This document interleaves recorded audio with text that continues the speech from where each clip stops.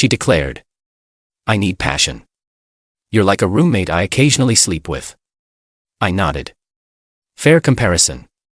Then I found an actual roommate and split the rent 50/50ths for real. Her meltdown when the new roommate turned out to be the girl from her Pilates class. Original post. I 32 male been with Victoria 30 for 4 years. Living together for 2. Split the rent on our 2-bedroom apartment 50/50ths, though I also covered all utilities, groceries, and basically every date night. Never bothered me much. I make decent money as a software developer. She's a freelance graphic designer with inconsistent income. 3 weeks ago, she sat me down for the talk. You know the one, the relationship evaluation that never goes well. Derek, we need to discuss us. Okay, what's up? She took this dramatic breath. I need passion, fire, excitement. You're comfortable, safe. It's like living with a roommate I occasionally sleep with. Ouch. But honestly, she wasn't wrong.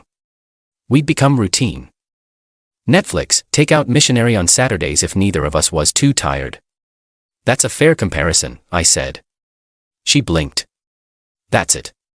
You're not going to fight for us. What's there to fight about? You just described exactly what we are. Roommates with benefits. See, this is the problem. No emotion, no jealousy, no passion. So, what do you want to do about it? She leaned forward, eyes bright. I think we should open the relationship, see other people, bring back the spark through competition. Now, I'm not dumb. This meant she already had someone lined up. Classic move. Sure, I said. Let's do it. Her face lit up. Really? You're okay with this? Absolutely. In fact, let's make it official. We're roommates now. Actual roommates. What do you mean? Well, roommates don't share a bed. I'll take the spare room. We'll split everything 50/50ths. Utilities, groceries, everything. And obviously, we can both date whoever we want. She looked confused but excited. Yeah, that could be hot. The tension, the jealousy when you see me getting ready for dates.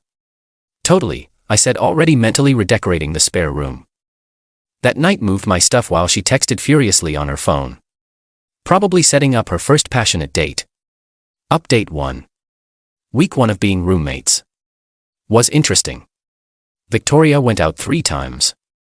Came home at 2 a.m. Each time, making sure to be extra loud, hoping I'd come out and see her in her little black dress. I stayed in my room playing Baldur's Gate 3. She started leaving her bedroom door open when she was getting ready, walking around in lingerie, doing this whole show. I invested in noise-cancelling headphones. By week 2, reality hit. I presented her with the utility bills. What's this? She asked. Your half. $127 for electric, $45 for internet, $89 for your portion of the groceries. But you always paid for these. Boyfriends do that. Roommates split 50/50. That's what you wanted, right? Her passionate guy, turns out, was a bartender named Hachin who lived with 3 roommates and drove a 2004 Honda Civic. Real romantic, taking her to Applebee's and splitting the check. Meanwhile, I started using Bumble, matched with this girl, Ashley, 28F, cute, worked in finance, had her life together. We grabbed coffee, hit it off immediately. Victoria noticed when I got ready for my second date with Ashley. Where you going? She asked, trying to sound casual. Out. With who? A friend. What friend? My friend Ashley. She Googled Ashley immediately. Found her LinkedIn, Instagram, everything. She's pretty, Victoria said, voice tight. Thanks. I think so, too. She looks successful. She is. Victoria slammed her laptop shut and stormed to her room. Update 2. Here's where it gets really good. 2 weeks into our roommate situation, I posted an ad for the spare room. See, I've been paying $2,400 for our 2-bedroom, splitting it with Victoria. But if we're just roommates, why not get a third person and reduce costs further? Victoria laughed when she saw me posting the ad. Nobody's going to want to live with a couple going through whatever this is. We're not a couple. We're roommates. You made that very clear. She rolled her eyes. Whatever. Good luck explaining our situation to strangers. I got 12 responses in 2 days. Set up interviews while Victoria was out with Dakin. The third interview was Ashley. Yep. The girl I'd been dating. Wait, she said, laughing. This is your apartment. The one with the nightmare roommate you told me about. I'd been honest with Ashley about my situation. She found it hilarious. You know what? She said, looking around. I actually need a place. My lease is up next month. This location is perfect for my commute. You sure? It could be awkward. Are you kidding? This is comedy gold. Plus rent's only $800 a month. I'm paying $1,900 for a studio right now. We shook on it. She'd move in next month. I didn't tell Victoria yet. Wanted to wait for the perfect moment. That moment came during Victoria's Pilates class. See, Ashley had mentioned she was looking for a good Pilates studio. I suggested Victoria's. What a coincidence, right? Victoria came home that day fuming. There's this new girl in my Pilates class. Total show-off. Has the nerve to ask me for form tips. Like, who does she think she is? Huh? What's her name? Ashley something. Blonde, annoying, talks about her finance job like anyone cares. Interesting. Oh, by the way, I found a third roommate. Finally. When do they move in? Next week. Actually, you might know her. Ashley from your Pilates class. The glass of wine in Victoria's hand shattered on the floor. Update 3. Absolutely not. Victoria was in full meltdown mode. Red face, tears, the whole performance. You can't move your girlfriend into our apartment. First, she's not my girlfriend. We've been on 4 dates. Second, it's not our apartment. I'm on the lease. You're subletting from me. Third, you're the one who wanted to be roommates and see other people. This is different. How? Because it's mean. It's practical. She needs a place. We have a room. She can afford the rent. You're doing this to hurt me. I'm doing this because I need help with rent since my roommate insisted we split everything 50-50ths. Victoria tried everything. She called her mom, who called me saying I was emotionally abusing her daughter. I reminded her that Victoria initiated the open relationship and roommate situation. She threatened to move out. I showed her the lease agreement. She'd have to give 30 days notice and pay an early termination fee. She tried to seduce me. Came to my room wearing lingerie talking about how she made a mistake and missed us. Victoria, you have a boyfriend, Ewan, remember? We're not exclusive. Cool. Neither are Ashley and I. She even tried to sabotage things with Ashley, deeming her on Instagram about how I was using her to make Victoria jealous and that I was manipulative and controlling. Ashley screenshot it and sent it to me with laughing emojis. Your ex is having a normal one. Moving day arrived. Victoria locked herself in her room, blasting Taylor Swift's Traitor on repeat. Real mature.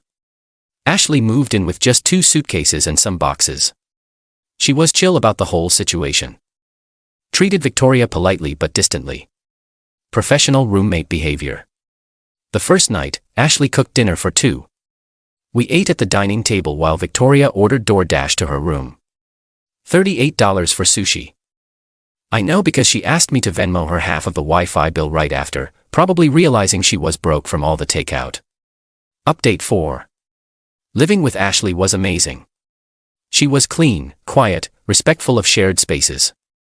She'd buy groceries and cook extra portions, leaving them in the fridge with notes like, "Help yourself."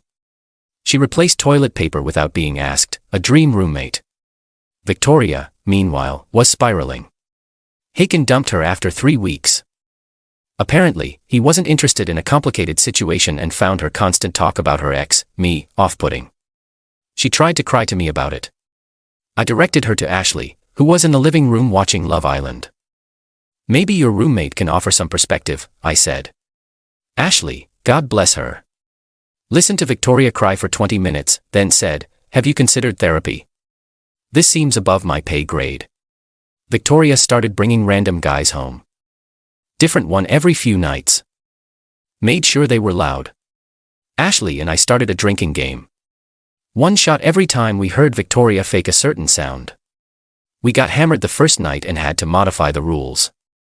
Then Victoria tried to establish dominance over the apartment, rearranged the living room without asking. Ashley and I just worked around it, having our morning coffee on the balcony instead. Victoria left her dishes in the sink for days. Ashley bought paper plates and plastic forks, leaving a note for when the sink's full. The pettiness escalated when Victoria started labeling her food aggressively. Victoria's do not touch on everything, even condiments. So, Ashley labeled everything else, the TV remote, the couch cushions, the bathroom door or knob, Ashley's, but everyone can use. I was dying laughing. Victoria was not amused. Update 5.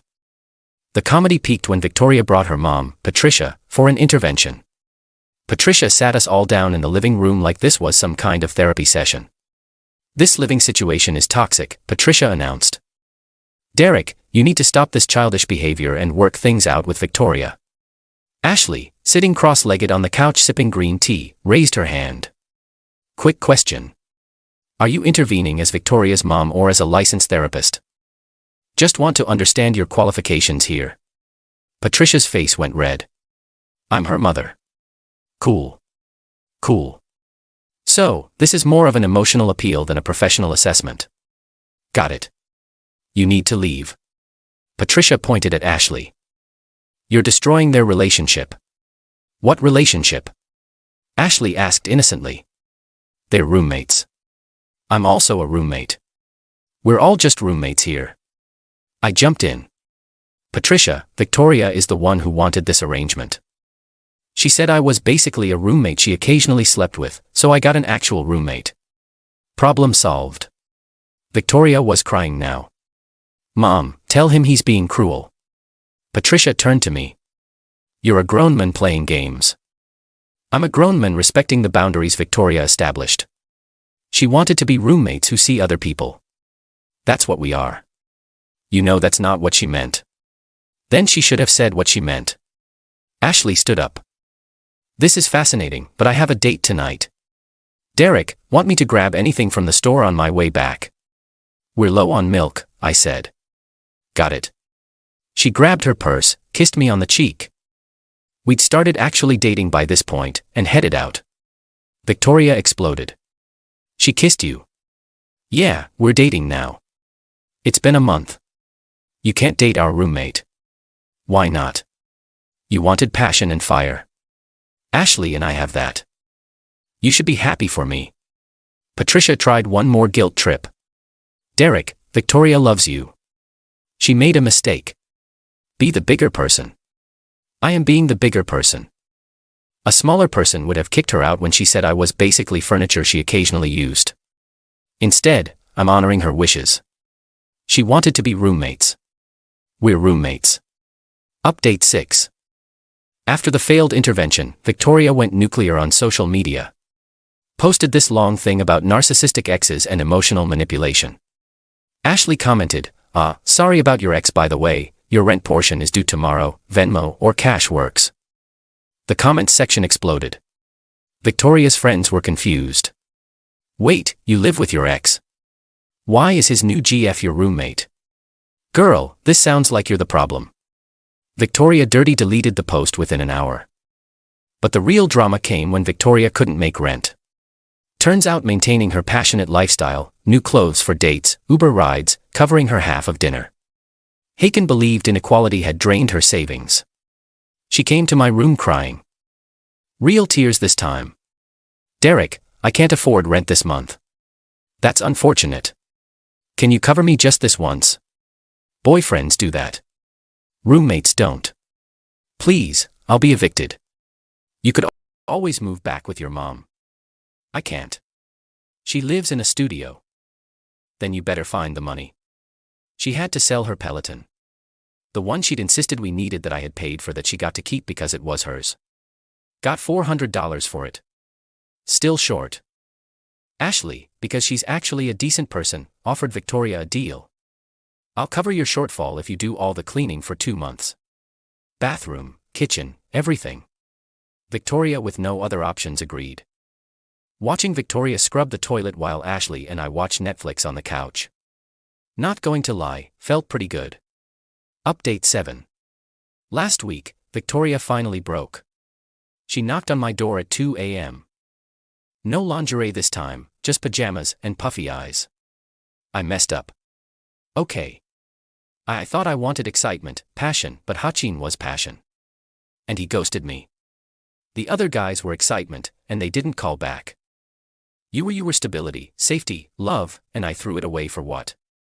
Instagram-worthy dates that meant nothing. Sounds like you learned something. Can we try again? No. But I love you. You love the stability I provided. You love the safety net. You don't love me. If you did, you wouldn't have called me furniture. I didn't mean it that way. You said I was like a roommate you occasionally slept with. Those were your exact words. I was confused. No, you were greedy. You wanted the security of a relationship with me while having the excitement of dating others. You wanted me to sit here like a backup plan while you explored your options. That's not Victoria. I'm happy now. Ashley and I are great together. She appreciates me, not just what I provide.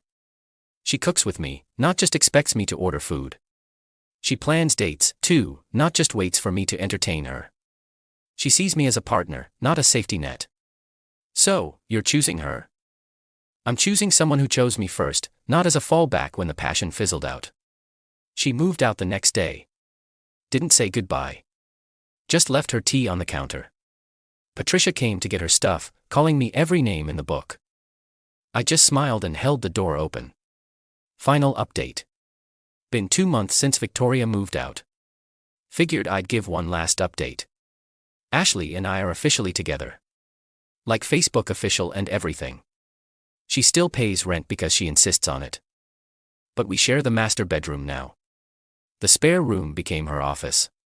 We cook together, work out together, have actual conversations beyond what should we watch tonight. She teaches me about finance. I'm teaching her to code. We have passion and stability. Turns out you don't have to choose. Victoria. She moved in with some girl she met on a roommate finder app that lasted 3 weeks before they had a massive fight over dishes. Now she's subletting a room from a divorced guy in his 40s who keeps hitting on her. Her Instagram went from curated lifestyle posts to motivational quotes about growth and self-discovery. She texted me last week just, "Hey." I didn't respond. She followed up, "I know you're with Ashley now. I respect that. I just wanted to say you were right. I did want you as a safety net. I took you for granted. I called you furniture when you were the whole foundation. I'm sorry." I read it. Didn't respond. Showed Ashley though, who said at least she's self-aware now. Patricia still sends me the occasional nasty message about how I destroyed her daughter. I block each new number. The mutual friends took sides, as they do. Most side with me after hearing the full story. The ones who sided with Victoria weren't really friends. Anyway, my favorite part, about a month after Victoria left, Ashley was cleaning out the closet in the spare room and found Victoria's vision board. You know, one of those collages of goals and dreams. Right in the center was a picture of a couple getting married. The guy looked suspiciously like me. Next to it, magazine cutouts of suburban houses, designer bags, exotic vacations. At the bottom in Victoria's handwriting. Secure the bag, then live your best life. Ashley framed it. It hangs in our bathroom now. We call it art. Looking back, Victoria did me a favor. She showed me what I don't want in a partner. Someone who sees me as a convenience, not a choice. Someone who wants the benefits of a relationship without the commitment. Someone who thinks love is about passion instead of partnership. She wanted passion. She got it. Just not the kind she expected. She got the passion of paying her own bills, managing her own life, and dealing with her own consequences. Me, I got Ashley. Someone who sees me as a whole person, not just a provider. Someone who contributes equally emotionally and practically. Someone who doesn't need to seek passion elsewhere because we create it together. Oh, and the Pilates studio. Ashley still goes. Victoria switched to a different one across town. Apparently, She couldn't handle watching Ashley nail perfect form in the Lululemon outfit I bought her for our 3-month anniversary. Life's funny sometimes. Victoria wanted to be roommates, and that's exactly what I gave her, just not the way she imagined it. Thanks for reading this wild ride. Remember, when someone tells you what they want, believe them. Then give it to them exactly as requested. The results might surprise everyone, especially them.